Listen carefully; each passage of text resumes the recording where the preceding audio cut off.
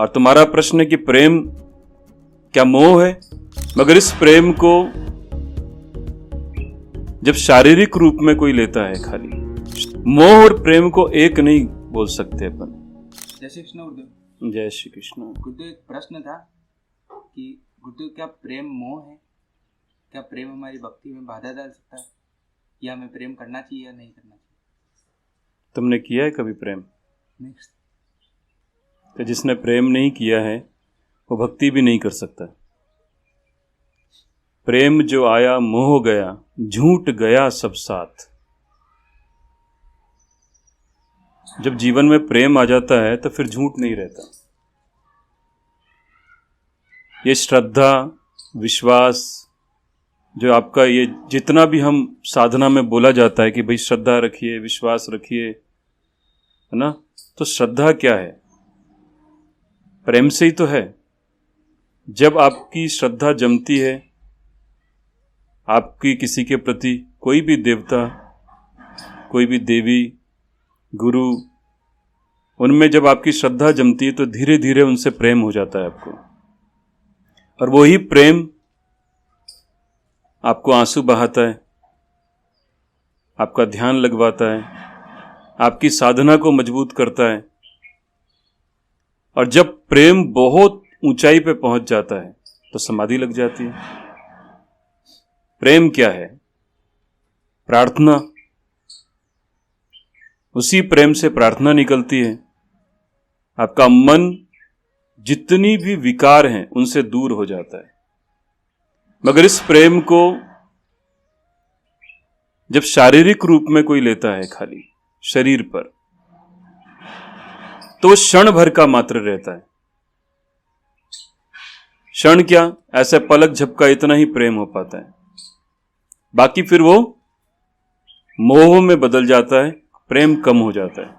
क्योंकि जहां प्रेम होगा वहां कभी भी झूठ नहीं होगा, असत्यता नहीं होगी, फरेब नहीं होगा, धोखा नहीं होगा। हर वो विकार जो आपको परमात्मा से या आप जिसको प्रेम करते हो उससे दूर कर देता, वो सब दूर हो जाएगा आपसे। प्रेम तो आया मतलब मोह गया, और झूठ भी साथ में चला जाता है। मगर ज्यादातर लोगों को प्रेम नहीं होता है बेटा। वो क्या होता है? शारीरिक इच्छा है। और कई बार हम शरीर से भोगी हुई चीजों को प्रेम समझ लेते हैं। प्रेम तो है वहां, मगर उसकी मात्रा कम है। जैसे समझिए कि कोई भी धातु है, जैसे चांदी है, सोना है, लोहा है, कोई भी धातु है, उस धातु के अंदर वो एक धातु नहीं है, बहुत सारी मात्राएं, अलग अलग मात्राएं मिली हुई हैं और फिर वो धातु बनता है। बराबर? अभी समझिए कि लोहा है, तो लोहे में सबसे अत्यधिक मात्रा लोहे की है। सोने में सबसे अत्यधिक मात्रा सोने की है ना? चांदी में सबसे अत्यधिक मात्रा चांदी की है। बराबर? जिसमें जितनी ज्यादा मात्रा वो है, वही चीज वो बन जाता है। ऐसे ही हम मनुष्यों में, हम बोलते तो हैं कि हम प्रेम किसी से करते हैं, मगर हमारे अंदर मोह की मात्रा ज्यादा है, वासना की मात्रा ज्यादा है, झूठ की मात्रा ज्यादा है, ईमानदारी की मात्रा कम है। तो जो मात्रा ज्यादा है, प्रेम तो है मगर वो बहुत क्षणिक है, बहुत कम है। और तुम्हारा प्रश्न है कि प्रेम क्या मोह है? तो प्रेम तो मोह हो ही नहीं सकता, क्योंकि प्रेम के बाद तो आप कहां किस ऊंचाई पे पहुंच जाते हो।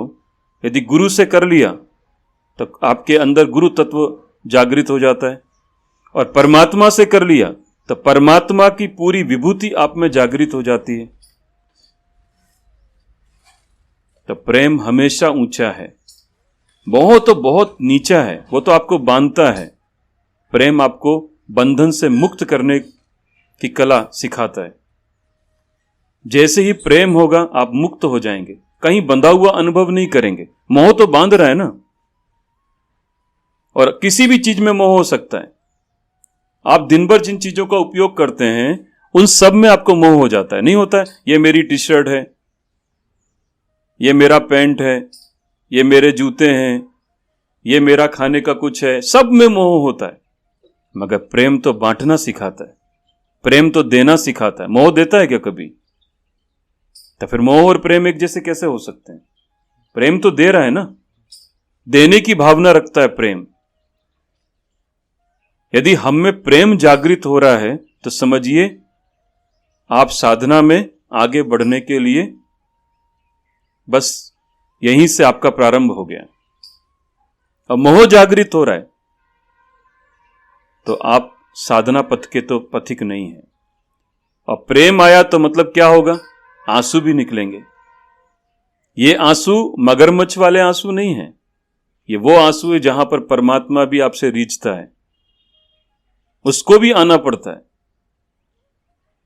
क्योंकि यहां शारीरिक इंद्रियां जो है वो शिथिल हो रही है, शांत हो रही है। जैसे मां का अपने बच्चे से प्रेम होता है, एक समय बाद थोड़ा थोड़ा मोह में बदल जाता है कि ये मेरा ही है, बस मेरे लिए ही करे। मगर वहां पर वो ममता जो है वो भी तो एक प्रेम का ही वो है। मगर प्रेम सर्वोच्च है, ऊंचा है सबसे, क्योंकि प्रेम में सबको सब समान हो जाता है। कोई नीचा नहीं, कोई ऊंचा नहीं, कोई छोटा नहीं, कोई बड़ा नहीं, कोई अमीर नहीं, कोई गरीब नहीं। और आपके अंदर जैसी प्रेम जागृत हुआ तो आपकी कीमती चीज भी आप किसी को दे दोगे। तो इसलिए मोह और प्रेम को एक नहीं बोल सकते अपन। इसकी सबसे निचली अवस्था है द्वेष, आसक्ति, मोह।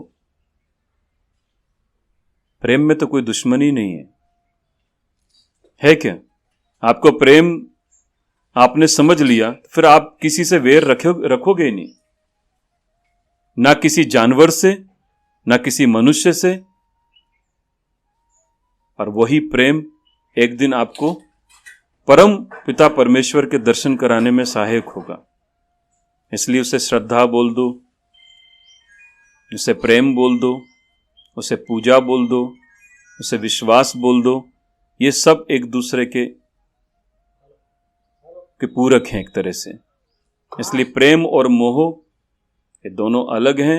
मोह बहुत निचली अवस्था में पहुंचा देता है, प्रेम आपको सबसे ऊंची जगह पर परमात्मा के करीब पहुंचा देता है। इसलिए बहुत फर्क है दोनों में। समझ में आया है? इसलिए प्रेम करो। आप प्रेम करो तो वासना वाला प्रेम मत करो। लोग जो है शरीर को देखकर प्यार करते हैं ना, इसकी आंख सुंदर है, इसकी नाक सुंदर है, इसके गाल सुंदर है, इसके बाल सुंदर हैं, इसकी त्वचा सुंदर है। मगर सुंदर सूरत नहीं, सीरत होनी चाहिए, व्यक्तित्व होना चाहिए, चरित्र होना चाहिए। और ये जागृत कौन करता है प्रेम? तो प्रेम जागृत करता है गुरु, सद्गुरु। क्योंकि वो आपके अंदर प्रेम की वो स्थितियां पैदा कर देता है कि आप उस परमात्मा से प्रेम करने लग जाते हो। और जब आपने एक बार परमात्मा के प्रति रास्ता अपना लिया, आध्यात्मिक रास्ता अपना लिया, किसी संत, किसी महात्मा, किसी गुरु के सानिध्य को पा लिया, तो धीरे धीरे आप छोटे से छोटे जीव पर भी उसको भी नहीं मारेंगे, हिंसा खत्म हो जाएगी। यदि हम योग दर्शन पढ़ते हैं, पातंजलि योग दर्शन, तो उसमें क्या है देखो आप, यम और नियम है कि नहीं है? सबसे पहले आपको वही तो करना सिखा रहे हैं। सत्य, अहिंसा, अस्तेय, ब्रह्मचर्य, अपरिग्रह, सोच, संतोष, तप, स्वाध्याय, ईश्वर प्राणी ध्यान। यदि योग दर्शन को देखोगे तो क्या सिखाया? सत्य झूठ नहीं बोलना, चोरी नहीं करना, हिंसा नहीं करना, किसी भी प्रकार की हिंसा नहीं करना, परिग्रह इकट्ठा नहीं करना, आपके पास जितना है उसका सदुपयोग करना, ज्यादा है तो बांट देना। योग में प्रवेश करने के समय में भी तो आपको यही सिखाया जाता था। और फिर इसके बाद क्या है? सोच, शुद्धिकरण, संतोष जितना है उसमें खुश रहना, मस्त रहना। स्वाध्याय, दिन भर में क्या कर रहे हो, अच्छे शास्त्रों का ज्ञान, उनको देखना। और ईश्वर प्राणी ध्यान, छोटे से छोटे जीव से लेकर बड़े से बड़े जीव के प्रति हिंसा नहीं रखना, है कि नहीं? तो प्रेम करने वाला इन 10 यम और नियम को अपनाता है कि नहीं अपनाता है? तब वो उसकी चित्त की जितनी भी वृत्तियां हैं वो खत्म हो जाती है और उसमें अनुशासन आता है। यही होता है कि नहीं होता है? तो प्रेम तो सब जगह चाहिए बेटा। ऐसी कोई जगह नहीं जहां प्रेम के बिना आप आगे बढ़ जाओ। मगर इस प्रेम शब्द को गलत कर दिया। तामसिकता के साथ किया हुआ जो कृत्य होता है वो प्रेम नहीं है, उसे प्रेम नहीं बोलेंगे। देखो, प्रहलाद, प्रशब्द यूज है ना, प्रहलाद, प्रेम, प्रसाद, स्पेशल, कुछ अलग। जब किसी से प्रेम होता है तो वहां मोह खत्म हो जाता है। उसके प्रति ऐसा होता है कि बस अपन इसको सब कुछ, हर चीज इसको दे सकें, और उसी को नहीं। कोई भी कुछ भी आपसे मांगेगा और आप प्रेम में हैं, यदि आप प्रेम को समझते हैं तो बस वहीं पर आप देने का भाव आपके अंदर बढ़ता चला जाएगा। अपने परिवार के प्रति तो है यार, ये मेरा बच्चा है, ये मेरी बच्ची है, ये मेरी पत्नी है, ये मेरी माता है, ये मेरे पिता हैं, ये मेरी बहन है। अपने सगे संबंधियों से भी हम प्रेम करते हैं, मगर वहां पर प्रेम होता तो है मगर मोह ज्यादा होता है। मेरा घर है, ये मेरे का जो भाव है ये प्रेम में नहीं होता। सबकी मंगल कामना करता है प्रेम।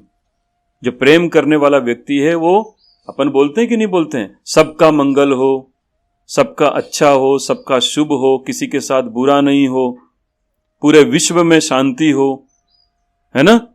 बोलते हैं कि नहीं? ये कब बोल सकते हैं? जब हम सबको प्रेम करते हैं। तो अपने सगों से तो सब प्रेम करते ही हैं, मगर वहां मोह बढ़ता जाता है। और जब हम इस आध्यात्मिक पथ पर चलते हैं तो हमारा प्रेम बढ़ता जाता है। फिर हमारा पूरा विश्व कुटुंब हो जाता है, वसुदेव कुटुंबकम। ये भावनाएं हमारी बढ़ती हैं, ये प्रेम है। ये नहीं सोचते हम कि यार इसके पास ये है तो मेरे पास क्यों नहीं है, इसके पास तो इतना बड़ा घर, मेरे पास तो घर नहीं है, इसके पास इतनी बड़ी गाड़ी, मेरे पास गाड़ी नहीं है। ऐसा द्वेष का भाव भी नहीं रखते किसी से। इसलिए प्रेम जो आया मोह हो गया, झूठ गया सब साथ। प्रेम के आते ही जीवन में सारे विकार दूर हो जाते हैं और वो व्यक्ति निरंतर निरंतर परमात्मा की तरफ बढ़ता चला जाता है। और ये सब यदि किसी में देखना है आपको तो हमारे सद्गुरु हैं, हमारे संत हैं, हमारे महात्मा हैं, जो देखो कैसे लुटा रहे हैं। एक इंसान एक जन को भी खाना नहीं खिला पाता, एक जन को भी भोजन नहीं करवा पाता। यदि 2-3 दिन कोई किसी के घर में चला जाए तो बस ये सोचेगा कब ये मेरे घर से चला जाए। मगर उन संतों के घर पर आप चले जाओ, निरंतर सुबह से लेकर शाम तक वो आपकी सेवा में लग जाएंगे। आपको भोजन, ध्यान, साधना, किसी चीज की कमी नहीं होगी वहां पर। क्यों? क्योंकि उन्हें असली प्रेम है। तो ये यदि देखना है प्रेम तो संत को देखिए, किसी महात्मा को देखिए, किसी सदगुरु को देखिए। आपको असली प्रेम उनमें दिखाई देगा। बोलो सद्गुरुदेव भगवान की जय।